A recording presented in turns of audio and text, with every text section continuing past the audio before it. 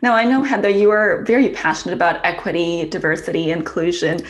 With your leadership, you've led a lot of great initiatives already at Women's College with the Indigenous Health Program and other programs to try to include the marginalized Torontonians.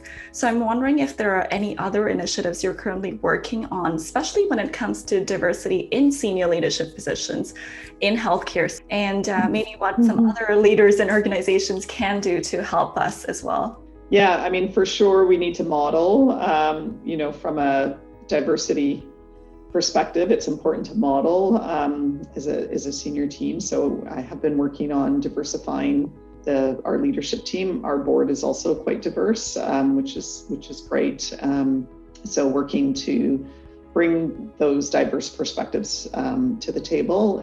So I've been quite successful with that, or I'm quite happy with where I am with that. It's a journey, but it's managed to recruit and promote people with different perspectives. So we've got, I would say, one of the more diverse executive teams with respect to BIPOC, LGBTQ, and gender. And so that's, Women's College has always been known from a gender perspective. We've always had the market on women, but they're not other diversities necessarily. So that's really important.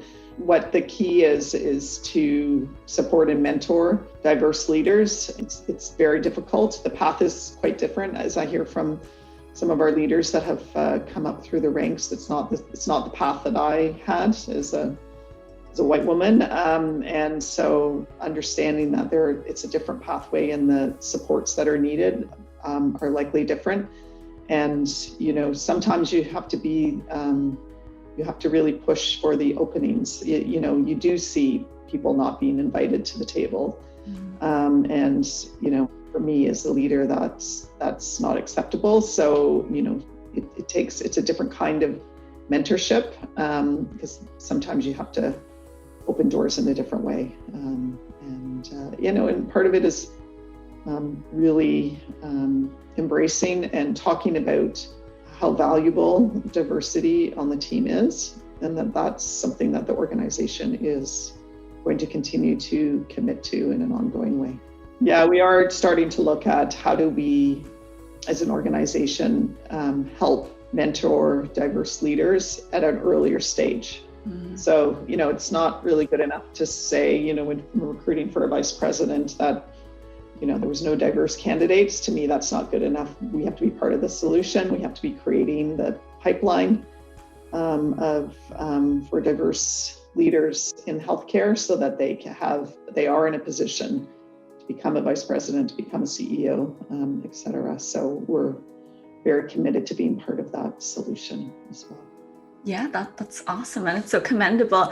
And, you mentioned that some of your team members who are from those diverse origins had a different journey of leadership or moving up into roles. Can you share maybe one story or an experience that is different from yours? How has it been different, or, what your experience has been versus somebody coming from that kind of background? I would say for some of the diverse leaders that they had someone that really fought for them or really opened those doors for them. I didn't need that. I didn't need for me, there wasn't a person that opened a door necessarily. Doors opened, and I had opportunities, and that's it. That's the way it happened. And I would say for the leaders that are coming from more diverse backgrounds, that did not happen for them. So they had to a lot more kind of lateral movement and very hard to step up. And only when somebody really worked, partnered to really help open a door were they able to be successful in moving to the next level. I think that's part of where I'm kind of coming from, that that mentorship looks very different. We've all had mentors. Yeah. It's quite a different role than being a mentor. Fight for somebody to get at a table. And when you listen to these stories, or when you hear these stories, what is your impression, or why do you think that is happening? I mean, it goes to I believe the value of having a diverse team is. The perspectives are quite different in a really good way. So, I mean, I think for me, I would be unsuccessful if my whole team thought my ideas were all great, or something came forward and everyone agreed with it as it was presented to me. That's a failure. To me, success is, every viewpoint and perspective is contemplated, and it takes. I don't see it from the point of privilege that I've come from, but other people see different pieces. We might be creating a new program, looking to engage with a different population. It could be anything administratively or clinically.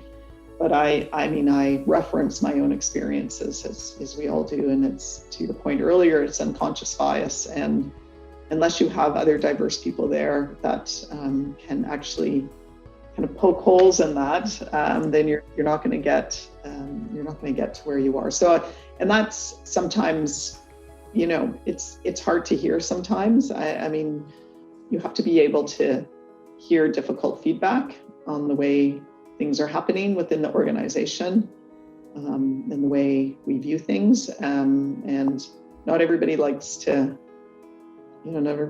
hear those perspectives. Mm-hmm. Sometimes leaders like alignment, right off the bat. Eventually we get to alignment, but there's a lot of tussling in between that is very healthy and constructive, and gets us to a better place. So the board, I would say the Women's College Hospital board has been more advanced in this regard than the hospital leadership has been. So the board has always, for the last, I would say, several years, has been extremely diverse and very intentional about seeking diverse individuals. So it's been quite successful. I'd say for me, there were two or three new roles when I started, I did some restructuring. And so I was as intentional about wanting to seek some diversity from the beginning. So I have some diversity in those roles, and some promotions. So it's evolved. There's a new program, a federal program now it's called the 50-30 Challenge. It's looking for organizations. It's particular healthcare, about 50% on gender equity and 30% on diversity. So we have that on our senior leadership team, which I'm very pleased about. But as I said, it's a journey that we are continuing to advance. So